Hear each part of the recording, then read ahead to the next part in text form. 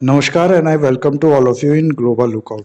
दोस्तों, हाल में ही हम लोग को देखने में आ रहा है कि जितने भी ये साउथ एशियन कंट्रीज हैं, ये या तो बहुत बड़े इकोनॉमिक क्राइसिस से जूझ रही हैं या फिर इकोनॉमिक क्राइसिस की ओर बढ़ रही हैं। श्रीलंका में क्या हुआ हमें पता है। उसके बाद पाकिस्तान में भी हालत बहुत ज्यादा खराब है। हालांकि रिसेंटली आईएमएफ ने कुछ ग्रीन सिग्नल दिखाए हैं पाकिस्तान को बेल आउट पैकेज देने के लिए, लेकिन ये भी पाकिस्तान की प्रॉब्लम उस हद तक नहीं सॉल्व कर पाएगी। इसके बाद मालदीव्स हो गया या नेपाल हो गया, इन सब कंट्रीज में हम लोग देख रहे हैं कि डिबेट शुरू हो गई है कि क्या इनकी कंट्री इकोनॉमिक क्राइसिस एक फ्यूचर में फेस कर सकती है कि नहीं। इंडिया और बांग्लादेश दो ही ऐसी कंट्रीज है इस रीजन में जहां पर थोड़ी हालत सही दिख रही है। बाकी ये सारी कंट्रीज कुछ ना कुछ अपने इश्यूज हैं इनकी इकोनॉमी को लेके। और रिसेंटली भूटान के कुछ सीनियर ऑफिशियल ने ये चिंता जताई है कि फ्यूचर में उनकी कंट्री में भी कोई क्राइसिस खड़ा हो सकता है। दरअसल रिसेंटली भूटान में फॉरेन से इंपोर्ट होने वाले जितने व्हीकल्स हैं उन पे बैन लगा दिया है कुछ एग्जाम्पशन के साथ, अपनी इस फ्यूचर में आने वाली इकोनॉमिक क्राइसिस को टैकल करने के लिए। तो ये पूरा इशू है क्या, क्यों ये कंट्रीज इकोनॉमिक क्राइसिस की ओर बढ़ रही हैं और स्पेशली भूटान में ऐसा क्या हो रहा है, ये सब हम लोग देखेंगे इस वीडियो में। और भी बहुत कुछ आप लोग को जानने को मिलेगा इस वीडियो में, बस आपको एंड तक बने रहना है। और वीडियो अच्छा लगे तो लाइक, कमेंट, शेयर, सब्सक्राइब जरूर करना है।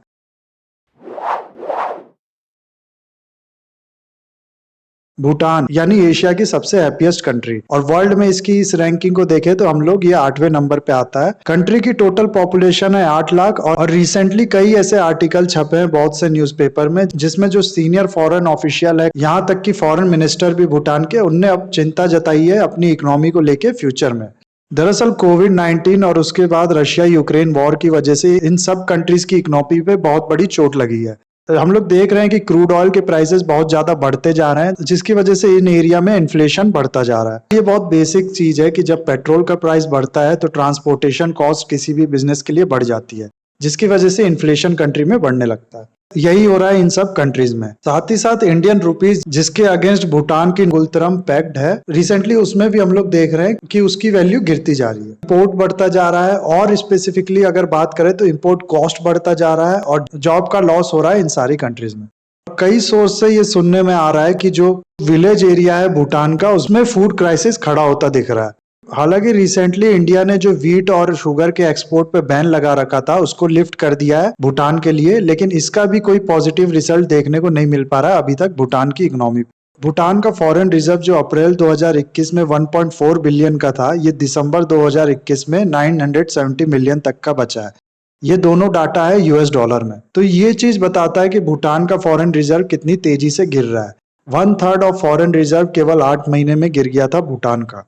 और दूसरी तरफ अगर हम लोग भूटान के एक्सटर्नल डेब्ट को देखें तो पैंडेमिक से पहले ये था 2.7 बिलियन यूएस डॉलर का, अभी के टाइम पे ये है लगभग 3.2 बिलियन यूएस डॉलर का।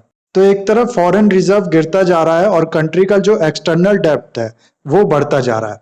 दरअसल फॉरेन रिजर्व का इस्तेमाल कंट्री करती हैं अपने जो डेब्ट ले रखा है उनने फॉरेन कंट्रीज से, उसके इंटरेस्ट पेमेंट में, और दूसरा वो जो इंपोर्ट करती हैं उसके पेमेंट में। ये जो कंट्री का डेब्ट इतनी तेजी से बढ़ता जा रहा है, इसके इंटरेस्ट पेमेंट के लिए भी फ्यूचर में भूटान को चाहिए होगा फॉरेन रिजर्व, जो कि ऑलरेडी गिरता जा रहा है। इसलिए भूटान को चिंता सता रही है कि फ्यूचर में उसकी इकोनॉमी का बुरा हाल हो सकता है। भूटान का कॉन्स्टिट्यूशन ये ऑब्लिगेशन लगाता है गवर्नमेंट में कि किसी भी हाल में उसके पास 12 मंथ के इंपोर्ट के पेमेंट के बराबर का फॉरेन रिजर्व होना चाहिए उसके रिजर्व में, लेकिन अभी उसके पास 14 मंथ के इंपोर्ट का फॉरेन रिजर्व है। तो अभी तक तो ये ठीक है, लेकिन जितनी तेजी से ये फॉरेन रिजर्व गिर रहा है, जैसे कि मैंने आपको बताया कि 8 महीने में कि 1/3 फॉरेन रिजर्व कम हो गया था, वो एक बहुत बड़ी चिंता का कारण बना है भूटान के लिए। इसीलिए भूटान ने अपने इंपोर्ट्स पे बैन लगाना शुरू कर दिया है। वो गाड़ियां जो भूटान मंगाता था फॉरेन से, अब उस पर बैन लगा दिया गया है। केवल वही व्हीकल्स अलाउ हैं जिनकी कॉस्ट $20,000 से कम है। और भी कुछ एग्जेम्पशन दिए हैं भूटान ने, जैसे कि कुछ यूटिलिटी व्हीकल्स का इंपोर्ट किया जा सकता है, लेकिन ये जो लग्जरी व्हीकल्स थे उन पे बुरे तरह से बैन लगा दिया है। और जैसा कि मैंने आपको बताया कि जितनी भी इकोनॉमिक क्राइसिस हो रही है, चाहे वो साउथ एशिया में हो, चाहे अफ्रीका और बाकी कंट्रीज में हो, उसके दो ही मेन कारण है, कोविड हो गया और दूसरा रशिया यूक्रेन वॉर हो गया। तो कोविड की वजह से भूटान के टूरिज्म सेक्टर पे बहुत बड़ा असर पड़ा था। भूटान ने बहुत ज्यादा अपनी कंट्री को आइसोलेट कर लिया था अपने आप को प्रोटेक्ट करने के लिए कोविड से। और टूरिज्म सेक्टर भूटान में लगभग 50,000 लोगों को एम्प्लॉयमेंट प्रोवाइड करता है। तो जरा सोच के देखिए, 8 लाख की पॉपुलेशन में 50,000 लोग केवल टूरिज्म सेक्टर से एम्प्लॉयड थे, जिसको इस कोविड ने इम्पैक्ट किया है। साथ ही साथ भूटान की इकोनॉमी में भी एक बड़ा कंट्रीब्यूशन देता था टूरिज्म सेक्टर, और जो फॉरेन करेंसी है उसका भी इनफ्लो बढ़ाता था भूटान में। इन सब पे असर पड़ा है कोविड की वजह से। हालांकि रिसेंटली भूटान ने अपना टूरिज्म सेक्टर को दोबारा खोला है, लेकिन भूटान ने पर नाइट $200 का एक चार्ज लगाया है जितने भी टूरिस्ट आते हैं कंट्री में। इसको सस्टेनेबल डेवलपमेंट फीस के नाम पे वसूला जाएगा, और पहले ये होता था $65 का। अगर इंडिया और भूटान के लोकल पीपल कहीं टूर करते हैं तो उनको सिर्फ $1200 देना पड़ेगा, $200 नहीं देना पड़ेगा। तो अभी भी भूटान अपना टूरिज्म सेक्टर खोलने के लिए उतना तैयार नहीं है। साथ ही साथ थोड़ा सा शॉर्टफॉल देखा गया है भूटान के अंदर जो रेमिटेंस आता था उसमें। 2020 में 8.27 बिलियन नगुलत्रम का रेमिटेंस आया था, वहीं 2021 में 8.06 नगुलत्रम का रेमिटेंस आया है। तो इसमें भी थोड़ा शॉर्टफॉल देखा गया है, इसकी वजह से भी फॉरेन करेंसी का इनफ्लो कम हुआ है भूटान में।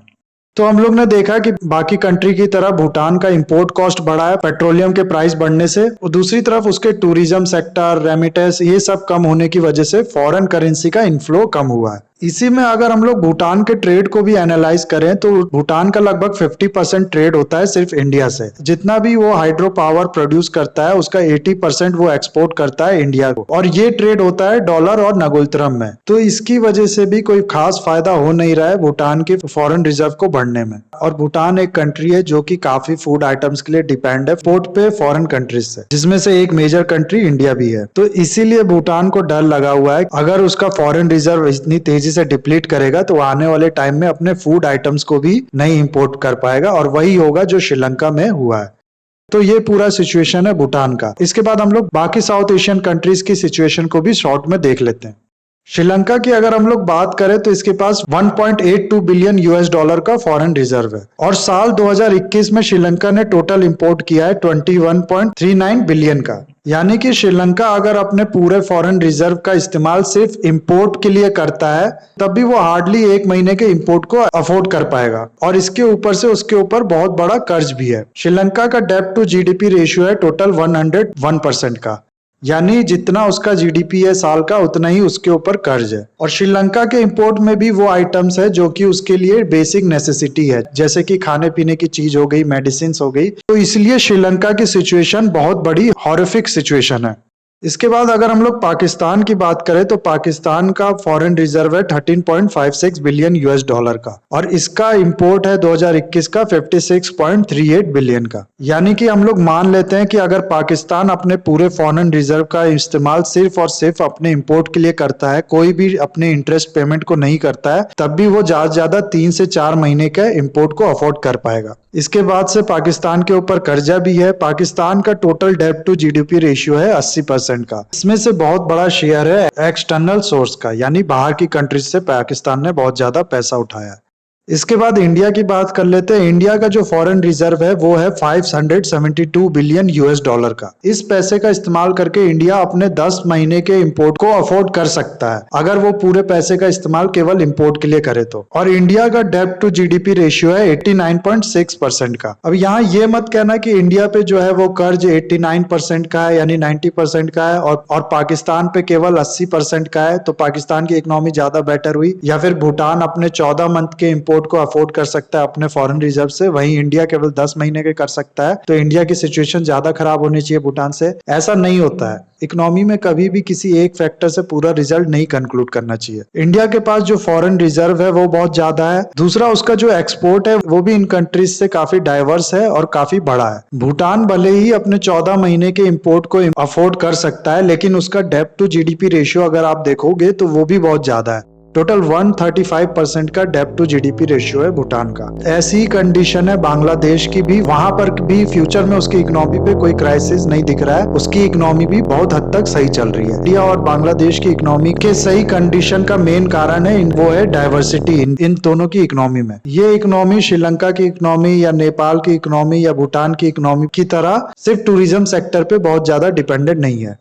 वहीं नेपाल और मालदीव्स की अगर हम लोग बात करें, श्रीलंका की तरह ही डिपेंडेंट है अपने टूरिज्म सेक्टर पे। नेपाल के पास फॉरेन रिजर्व है 9.7 बिलियन यूएस डॉलर का, और इसका जो इंपोर्ट था 2021 वो था 17 बिलियन का। नेपाल अपने फॉरेन रिजर्व का इस्तेमाल करके 7 महीने के इंपोर्ट को, अगर वो अपना पूरा फॉरेन रिजर्व इस्तेमाल करता है सिर्फ इंपोर्ट के लिए तो, लेकिन नेपाल का डेब्ट टू जीडीपी रेशियो भी है 40% का। हालांकि बाकियों से ये कम है, लेकिन मैंने जैसा बताया आपको कि नेपाल भी बहुत ज्यादा तक डिपेंडेंट है टूरिज्म सेक्टर पे, और टूरिज्म सेक्टर का हम लोग देख रहे हैं अभी भी उतना रिवाइवल नहीं हो पाया है कोविड की बाद से। इसके बाद मालदीव्स का फॉरेन रिजर्व है 829 मिलियन का, जो कि बहुत हैवीली डिक्रीज हुआ है रिसेंटली। इसका जो डेब्ट टू जीडीपी रेशियो है वो 67% का है, और ये कंट्री भी बहुत हैवीली डिपेंडेंट है अपने टूरिज्म सेक्टर पे। जेपी मॉर्गन का कहना है कि 2023 के लास्ट तक मालदीव्स हो सकता है डिफॉल्ट कर जाए अपना जो इंटरेस्ट पेमेंट है उस पे। इन सब कंट्री का मैंने आपको फॉरेन रिजर्व बताया, और उन फॉरेन रिजर्व के बाद मैंने ये बताया आपको कि कितने महीने का अपना इंपोर्ट ये अफोर्ड कर सकते हैं उस फॉरेन रिजर्व का इस्तेमाल करके। तो सवाल ये आता है कि कितने महीने के इंपोर्ट को अफोर्ड करने तक का फॉरेन रिजर्व होना चाहिए किसी कंट्री के पास। तो देखो, इसका कोई स्पेसिफिक डाटा नहीं है, लेकिन ऐसा कहा जाता है कि मिनिमम 3 से लेकर 6 महीने के इंपोर्ट के बराबर का फॉरेन रिजर्व होना ही चाहिए किसी कंट्री के पास। इसके बाद भी बहुत से फैक्टर्स हैं जिस पर डिपेंड करता है कंट्रीज टू कंट्रीज कि उनके पास कितना फॉरेन रिजर्व होना चाहिए, उनकी जो सिचुएशन है उस हिसाब से। हो सकता है कंट्री पे एक्सटर्नल सोर्स से डेप्थ ज्यादा हो, जिसके चलते उनको ज्यादा फॉरेन रिजर्व होना चाहिए, तभी वो सर्वाइव कर पाएंगे। एक इंपॉर्टेंट सवाल यहाँ ये भी उठता है कि इंडिया इन सब कंट्रीज के इकोनॉमिक क्राइसिस का क्या असर पड़ सकता है, और इंडिया को इस सिचुएशन में क्या करना चाहिए। तो इसका जवाब बहुत सिंपल है। India as a leader of South Asia, इसको जितना पॉसिबल हो सके इन कंट्रीज की हेल्प करनी चाहिए, क्योंकि एक तो मॉरलिटी की बात आ जाती है। हम लोग अक्सर देखते हैं कि कंट्रीज में जो इकोनॉमिक क्राइसिस है वो कैसे एक सोशल क्राइसिस बन जाता है। पॉवर्टी, हंगर, स्टारवेशन, प्रोटेस्ट, ये सब नॉर्मल हो जाता है उस कंट्री में इकोनॉमिक क्राइसिस आने के बाद। श्रीलंका इसका बेस्ट एग्जांपल है, जिसके वजह से होता क्या है कि इसका जो इम्पैक्ट उसी कंट्री तक नहीं लिमिटेड रहता है, बल्कि ये स्पिल ओवर भी होता है उसकी जो नेबर कंट्रीज है उस पे भी। रिसेंटली क्या हुआ है, श्रीलंका इकोनॉमिक क्राइसिस के बाद हम लोग ने देखा कि कितना ज्यादा रिफ्यूजी क्राइसिस क्रिएट हो गया था। ये रिफ्यूजीज भाग के आ रहे थे इंडिया में, जिसकी वजह से फिर इंडिया की इकोनॉमी पे भी असर पड़ सकता था।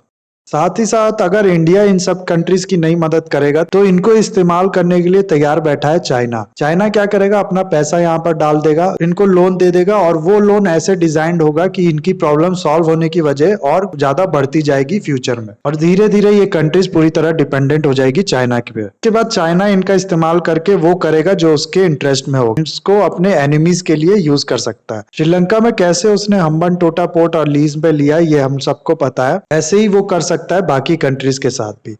तो जो चीज हम लोग एज अ इकोनॉमिक क्राइसिस देख रहे हैं इंडिया के नेबर कंट्रीज के लिए, उसके अंदर पोटेंशियल है कि वो इंडिया के लिए एक फ्यूचर में एक सिक्योरिटी क्राइसिस बन जाए। तो इंडिया को इसमें पूरी कोशिश करनी चाहिए कि इन सब कंट्रीज को वो चाइना के जंजाल में फंसने से बचाए, और ऐसा ही इंडिया करता भी आ रहा है। श्रीलंका में टोटल 4 बिलियन तक की मदद कर चुका है इंडिया, डिफरेंट फॉर्म में, जैसे कि मेडिसिन हो गया, फूड हो गया, और भी इस तरह के जो इसेंशियल आइटम्स होते हैं उसको सप्लाई करने में। भूटान के लोन के टाइमिंग को भी इंडिया ने एक्सटेंड कर दिया है, और इसके जो इंटरेस्ट रेट है उसको कम कर दिया है। और जैसा कि मैंने आपको बताया कि व्हीट और शुगर पे जो एक्सपोर्ट बैन लगा रखा था इंडिया ने, वो भी लिफ्ट कर दिया है भूटान के लिए। तो ये था गाइस पूरा सिचुएशन। आई होप ये वीडियो आपको अच्छा लगा होगा। इस वीडियो पे लाइक, कमेंट, शेयर, सब्सक्राइब जरूर कीजिएगा। That's all for the video guys. Have a nice day, take care.